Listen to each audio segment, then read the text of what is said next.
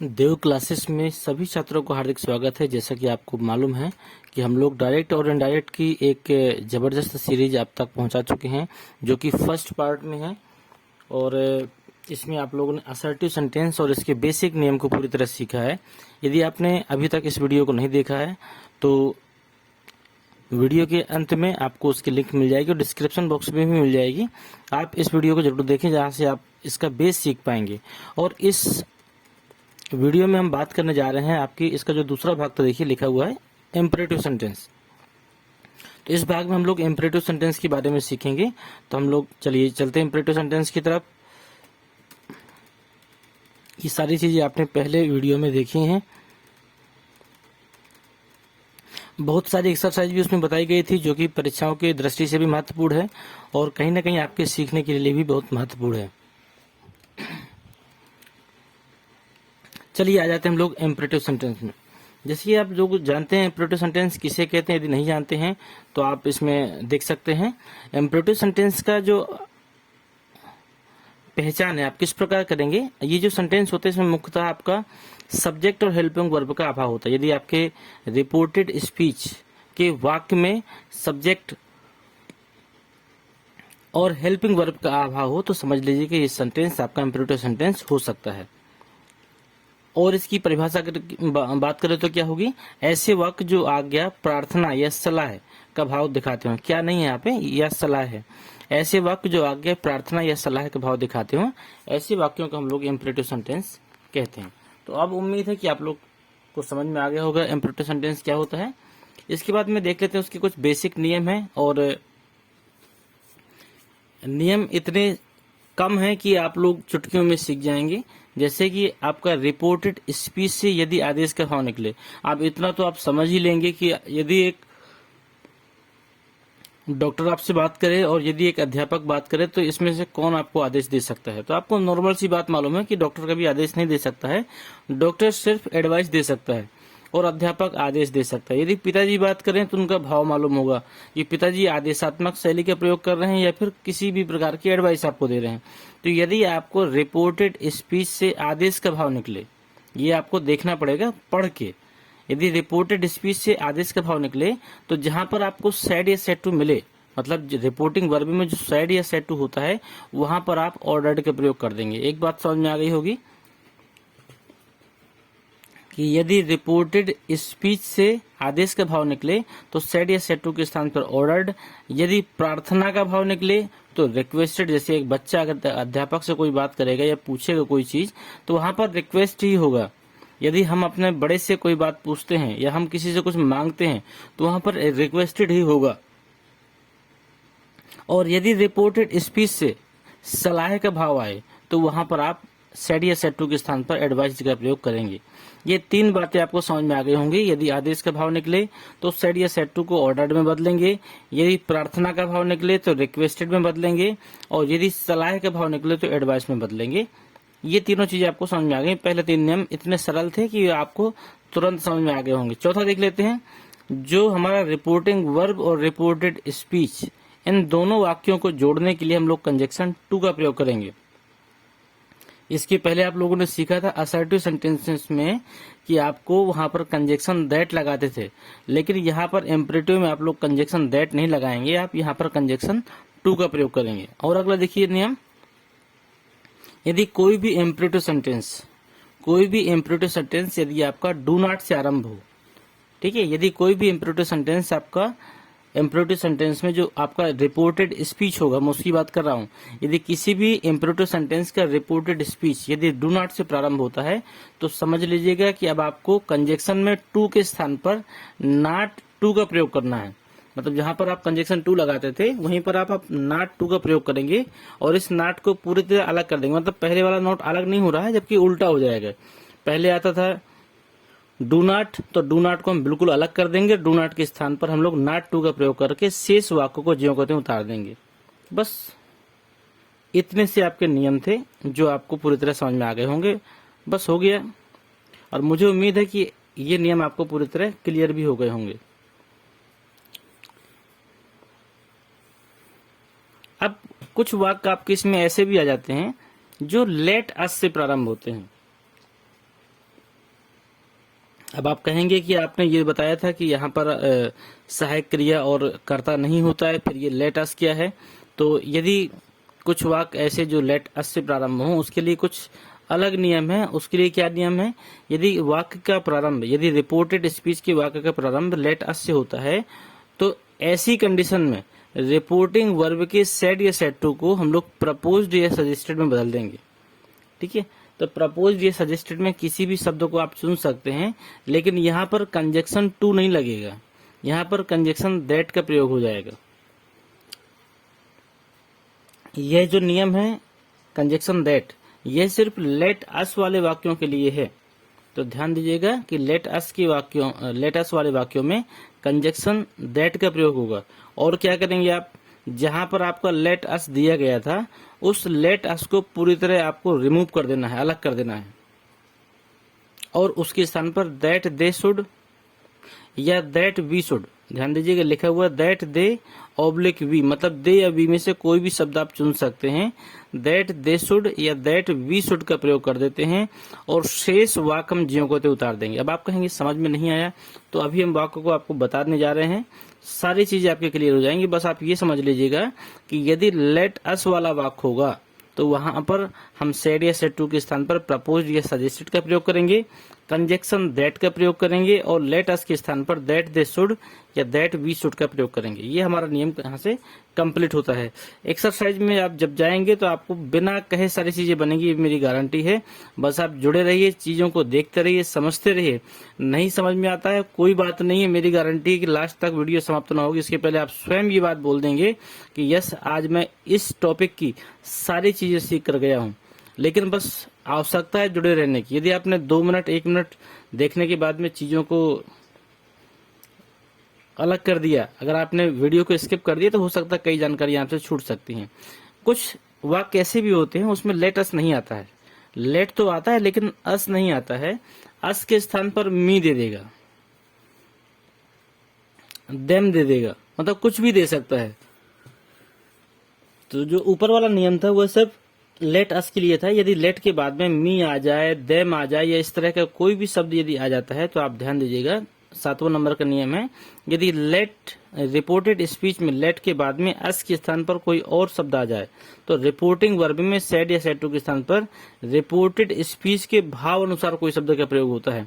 अब भाव अनुसार का मतलब क्या होता है कि अब आप देखिएगा, यदि ऑर्डर्ड का भाव है तो ऑर्डर्ड लगाएंगे, यदि सलाह का भाव है तो एडवाइस लगाएंगे, यदि प्रार्थना का भाव है तो रिक्वेस्टेड लगाएंगे। तो मतलब जो भी भाव निकलेगा हम उस भाव का प्रयोग करते उस वाक्य को बनाएंगे। और इसके बाद में क्या करेंगे, ऐसे वाक्यों में लेट से पहले टू कंजक्शन का प्रयोग कर देते हैं। ध्यान दीजिएगा, ऐसे वाक्यों में लेट से पहले टू कंजक्शन का प्रयोग हो जाएगा, मतलब लेट हटेगा नहीं। अगर लेट के बाद में अस नहीं है तो हम लेट को हटाएंगे नहीं, लेट के पहले हम टू का प्रयोग लगा के वाक्य को जोड़ देंगे। और एक चीज ध्यान दीजिएगा, लेट के बाद में जो शब्द आया था वो चाहे मी हो या देम हो या फिर कोई भी कर्म हो सकता है, यह शब्द यदि सन बटे 123 के परिवर्तन के अंतर्गत आता है तो हम परिवर्तन करेंगे, और नहीं आता है तो कोई दिक्कत नहीं, हम परिवर्तन नहीं करेंगे। तो मैं आपसे एक चीज कहना चाहूंगा कि यदि आप लोग नोट्स भी बनाते चलेंगे तो बहुत बेहतर होगा, या फिर जो वीडियो आप देख रहे हैं अगर यही नोट्स आपको चाहिए तो आप वीडियो के अंत में जो नंबर बताया जाए व्हाट्सएप नंबर, उसमें संपर्क करके आप इसी नोट्स को प्राप्त कर सकते हैं। बस प्रिंट आउट आपको निकालना होगा, सारी चीज आपके पास है, वीडियो आपके पास है, नोट्स आपके पास है, फिर दिक्कत क्या है कि सारी चीजें आपकी ऑटोमेटिक बन जाएंगी। और कुछ चीजें ध्यान दीजिएगा, यदि कभी भी इन वाक्यों में प्लीज, काइंडली, सर, मैडम, इस तरह का कोई भी शब्द आ जाता है तो ध्यान दीजिएगा ये सारे शब्द निरर्थक माने जाते हैं। इनडायरेक्ट बनाते समय इन शब्दों का प्रयोग बिल्कुल नहीं करते हैं, इसलिए हम इनको नहीं लगाएंगे। और एक विशेष नियम है जो डू नॉट के लिए है। तो डू नॉट वाले वाक्यों में आपने क्या किया था, नॉट टू का प्रयोग किया था। कभी अगर आपको ये नियम ना याद रहे या फिर कभी दूसरे तरीके से वाक्य मिल जाए जैसे डू नॉट से प्रारंभ हो, तो आप डू नॉट के स्थान, डू नॉट वाले वाक्यों में तो डू नॉट को अलग करके सेड या सेड टू के स्थान पर फॉरवर्ड का प्रयोग कर सकते हैं। अगर डू नॉट वाला वाक्य है तो आप डू नॉट को बिल्कुल रिमूव कर दीजिए और सेड या सेड टू के स्थान पर फॉरवर्ड लगा दीजिए और कंजक्शन दैट लगाते हुए वाक्य को बना सकते हैं। ठीक है, एक विशेष नियम है, ये कंपटीशन की परीक्षाओं के लिए महत्वपूर्ण है और ये हाई स्कूल लेवल के लिए नहीं है और ये इंटर लेवल में शायद कभी पूछा गया हो, नहीं तो ये नियम आपका कंपटीशन लेवल का है। फिर भी एक छोटा सा नियम है, अगर आप देखेंगे तो बेहतर होगा। यदि रिपोर्टेड स्पीच का आरंभ, यदि किसी भी रिपोर्टेड स्पीच का आरंभ लेट देयर बी इससे होता है, लेट देयर बी से होता है, यहाँ पे थोड़ा सा मिस्टेक लिखा हुआ मुझे लगता है, THET, टी नहीं है यहाँ पर, आर मानिएगा, लेट देयर बी से होता है, तो ऐसे वाक्यों को इनडायरेक्ट बनाते समय इनके स्थान पर दैट देयर शुड बी का प्रयोग कर देते हैं। ध्यान दीजिएगा, यदि रिपोर्टेड स्पीच में लेट देयर बी शब्द आ जाए तो आप इनके स्थान पर दैट देयर शुड बी, यहाँ पर जो दैट आपको दिख रहा है ये दैट आपका कंजक्शन का है और दैट के बाद में देयर शुड बी, यह है आपका लेट देयर बी की जगह पे हमने लगा दिया और बाकी वाक्यों को हम लोग ज्यों कहते उतार देंगे। ये आपके पूरे नियम हो गए यहाँ से।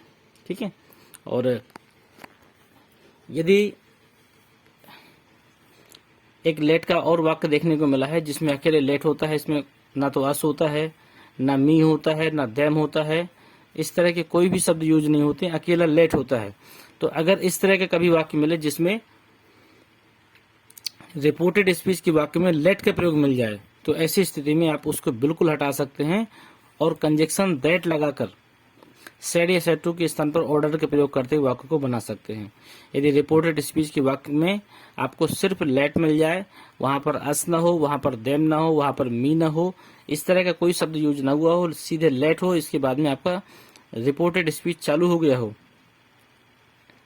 तो ऐसे वाक्यों में हम लेट को टोटल अलग कर देते हैं और कंजक्शन दैट को लगाते हैं और सेड या सेड टू के स्थान पर ऑर्डर का प्रयोग कर देते हैं।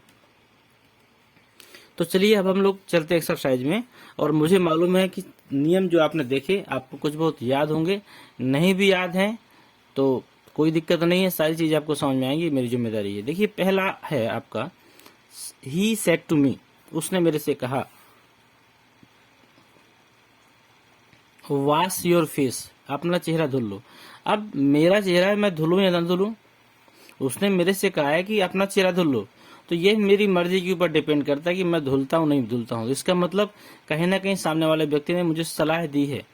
अब मानना या ना मानना मेरा काम है। अगर यहाँ पर आदेश का भाव होता तो वहां पर मेरी पिटाई हो सकती थी।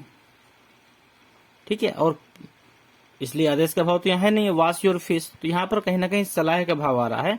हमने रिपोर्टेड स्पीच को देखकर पता लगा लिया कि यहाँ पर सलाह का भाव है, इसलिए हम लोग सेड या सेड टू के स्थान पर क्या लगा देते हैं, एडवाइस लगा देते हैं।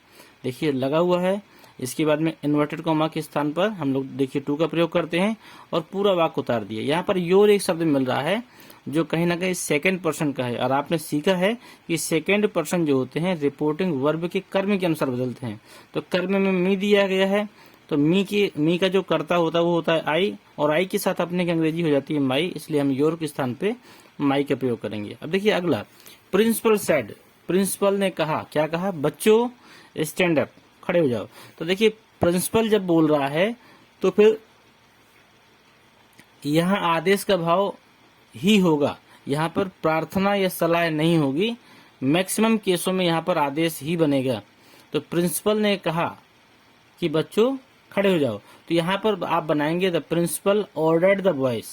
अब आप जानते हैं कि यदि कॉमा इन्वर्टेड कॉमा में कर्ता लिखा हुआ है, इसके बाद में वाक्य का प्रारंभ होता है, तो हम उसको कर्म बना देते हैं रिपोर्टिंग वर्ब का। तो हमने द बॉय को पहले ले आए और स्टैंड अप के पहले हमने टू कंजक्शन का प्रयोग किया, वाक्य को जोड़ दिया, बाकी कुछ भी नहीं करना है। इन वाक्यों में यही आसानी होती है कि इसमें कुछ भी खिचड़ी पकाने के लिए नहीं होती है, वाक्य सीधा सीधा होता है। अगर आपने सिर्फ पहचान कर ली तो इस वाक्य को बनाने में कोई समस्या नहीं है। अगला वाक्य देखिए, the teacher said to the boy, अध्यापक ने बच्चों से क्या कहा या बच्चे से क्या कहा, गिव मी योर बुक, अपनी पुस्तक मुझे दो। तो अध्यापक बोले या प्रिंसिपल बोले, दोनों लोग बच्चों को सिर्फ आदेश ही देंगे।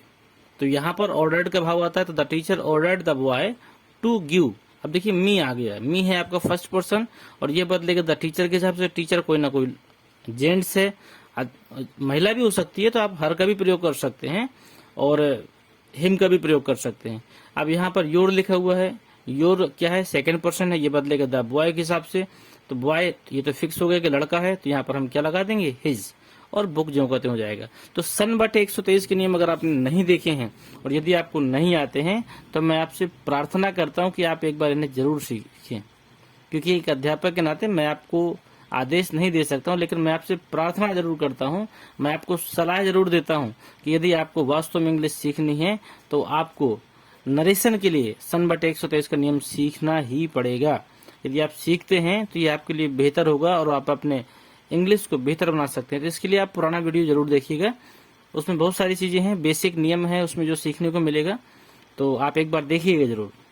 चौथा नंबर देखिए, the teacher said to the principal. यहाँ पर देखिए पद आपका बढ़ रहा है, एक अध्यापक प्रधानाचार्य से बात कर रहा है, तो यहाँ पर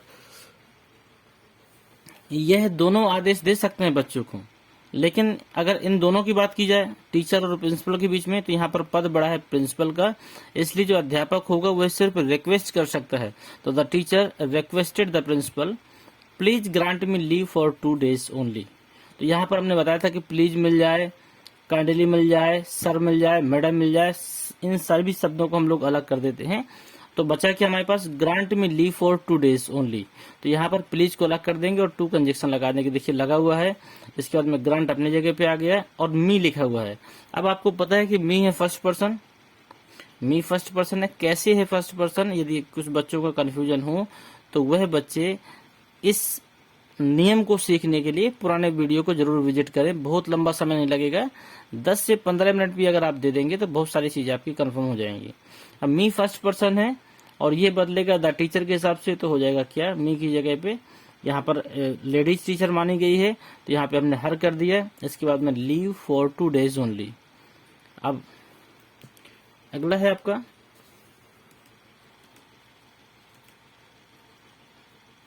छठवां वाक्य, देखिए कहता है Ashok said to his sister.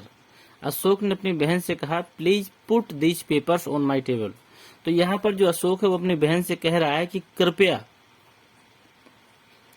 इन पेपरों को मेरी टेबल के ऊपर रख दो। तो यहाँ पर प्लीज शब्द आ गया तो कहने वाली बात है नहीं है, आप समझ गए होंगे यहाँ पर प्रार्थना का भाव है और हमें रिक्वेस्टेड का प्रयोग करना पड़ेगा। तो हमने देखिए रिक्वेस्टेड लगा दिया, अशोक रिक्वेस्टेड हिज सिस्टर। और आपको पता है कि इम्परेटिव सेंटेंस को जोड़ने के लिए हम लोग क्या करते हैं, टू का प्रयोग करते हैं। तो देखिए हमने टू भी लगा दिया है, टू पुट दोज, दीज को दोज में बदलते हैं। एक टेबल दी गई है पिछले आपके वीडियोज में, जहां पर नजदीकी दिखाने वाले शब्द होते हैं उनको हम दूरी वाले शब्दों में परिवर्तित कर देते हैं। तो दीज का दोज हो जाएगा यहाँ पर पेपर्स ऑन हिज टेबल। तो माई था ना, यहाँ पर माई की जगह हमने क्या कर दिया, हिज कर दिया। माई है आपका फर्स्ट पर्सन और ये बदलेगा अशोक के हिसाब से, तो ये हो जाएगा हिज टेबल। अगला देखिए, the principal said to Ramu. अध्यापक ने रामू से कहा get out of the room. ये कहीं ना कहीं अध्यापक एक बच्चे से कह रहा है गेट आउट, मतलब बाहर हो जाओ कमरे के। तो यहाँ पर आदेश ही होगा, तो the principal ordered Ramu to get out of the room, to लगाकर जोड़ देंगे। अगला है my father says to me. मेरे पिता ने मेरे से क्या कहा, फोकस ऑन योर गोल, अपने लक्ष्य पर केंद्रित रहो। अब देखिए लक्ष्य मेरा है, मैं केंद्रित रहूं या न रहूं। पिताजी कह रहे हैं, हमने सुन लिया, मैक्सिमम बच्चों की यही कहानी होती है, पिताजी ने कहा और हमने सुन लिया, ये हमारा काम होता है।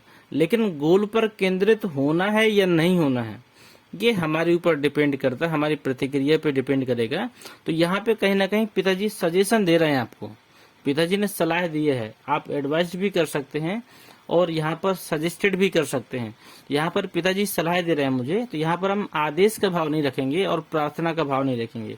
पिताजी कभी बालक से प्रार्थना नहीं करेंगे, पिताजी सलाह दे सकते हैं और पिताजी आदेश भी दे सकते हैं, ये दोनों बातें पिताजी के ऊपर डिपेंड करती हैं। तो माई फादर सजेस्टेड मी, मेरे पिता ने मेरे को सलाह दी, क्या दी, टू फोकस ऑन माई गोल।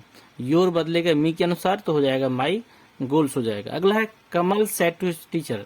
कमल ने अपने अध्यापक से कहा, क्या कहा, प्लीज टीच मी इंस्टेंटली। तो यहाँ पर प्लीज शब्द आ गया तो कहने वाली बात नहीं, आप पहचान गए कि ये आपका प्रार्थना संबंधी शब्द है और यहाँ हम लोग रिक्वेस्टेड का प्रयोग कर देंगे और इस प्रकार हमने बना दिया, टू लगाकर पूरा वाक्य जोड़ दिया, मी की जगह हिम कर देंगे। ठीक है, अब ये वाक्य जो थे ये आपने सीखे। अगर इसके बाद भी कुछ वाक्य ऐसे हैं जिनको समझने में आपको समस्याएं होती हैं या फिर जो आपसे नहीं बनते हैं, जो आप और अधिक सीखना चाहते हैं तो आप इस नंबर पर संपर्क करें, अपनी समस्याओं को इसमें शेयर करें।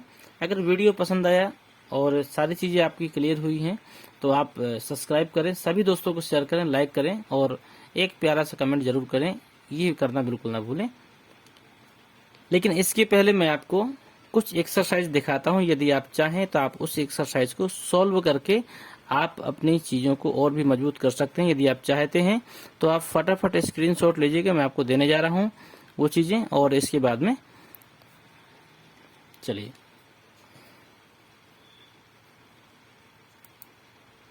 ये आपका देखिए कुछ एक्सरसाइज है ये, और इसमें मैं आपको कुछ अभी जो आपके वाक्य लेट मी वाले थे, ये देखिए डू नॉट वाले वाक्य हैं जो शायद उस नियम में नहीं हो पाए हैं। तो major said to Raina, major ने रैना से कहा, क्या कहा, don't believe like this with me. यहाँ पर कहीं ना कहीं मेजर जो व्यक्ति मेजर किसी व्यक्ति से बात कर रहा है तो ये कहीं ना कहीं वार्निंग दे रहा है, चेतावनी दे रहा है। तो यहाँ पर आप इतना समझिए कि यहाँ पर चेतावनी तो वार्न हमने कर दिया, और यहाँ पे ऑर्डर्ड का भी आप प्रयोग कर सकते हैं। यहाँ पर डोंट था, डू नॉट था, तो यहाँ पर हमने नॉट टू का प्रयोग कर दिया। बिहेव लाइक, तो बिहेव लाइक लिख दिया, दिस का दैट हो जाएगा, विथ का विथ हो गया, और मी बदलेगा फर्स्ट पर्सन के अनुसार तो जाएगा हिम। अब अगला वाक्य देख लेते हैं हम लोग, कुछ और जो थे, एक और डू नॉट वाला देख लेते हैं। देखिए सुजाता, यहाँ पे जी की जगह जे होना चाहिए, Sujata said to Amita don't miss class. तो यहाँ पर डू नॉट का हमने एक नियम और भी बताया था आपको कि यदि डू नॉट को बिल्कुल अलग करना हो तो आप क्या कर सकते हैं, सेड या सेड टू के स्थान पर फॉरवर्ड का प्रयोग कर देंगे और वाक्यों को टू लगाकर जोड़ देंगे। तो देखिए इस तरह बहुत बड़ी मैंने एक फाइल तैयार की है जो आपके लिए बहुत ही कारगर साबित हो सकती है। आपने जो नियम सीखे हैं उसके बहुत सारे वाक्य ऐसे हैं जो आप इसमें सीखना चाहेंगे तो सीख सकते हैं। देखिए लेट हिम वाला वाक्य जो नियम उस पर नहीं हो पाया था एग्जाम्पल में, father said comma inverted comma let him do what ever he likes, इसी का नियम है ये। इसके बाद में आपका कुछ नियम और भी हैं। तो यदि आप इस पीडीएफ को चाहें तो आप व्हाट्सएप पे मंगा सकते हैं। आप संपर्क करिए मेरे दिए गए व्हाट्सएप नंबर पे और इस पीडीएफ को मैं आपको भेजूंगा ताकि आप अपनी इन चीज़ों को और भी बेहतर बना सकें। लेट अस वाला एक वाक्य देख लेते हैं, उसमें था नियम में, Mausami said comma inverted comma let us go to Chanda Nagar, जो भी है आपका, तो आपको समझ में आ गया। यहाँ पर लेट अस आ रहा है तो हम लोग क्या कर देंगे, सेड या सेड टू के स्थान पर प्रपोज कर देंगे, तो प्रपोज कर दिया और लेट अस को बिल्कुल अलग कर देंगे। हम लोग क्या लिखेंगे, दैट दे शुड, ये देखिए लिखा हुआ दैट दे शुड। तो अब देखिए लेट अस वाला ये भी वाक्य है, दैट वी शुड लिखा हुआ है, आप दैट दे शुड भी लिख सकते हैं, कोई दिक्कत नहीं है।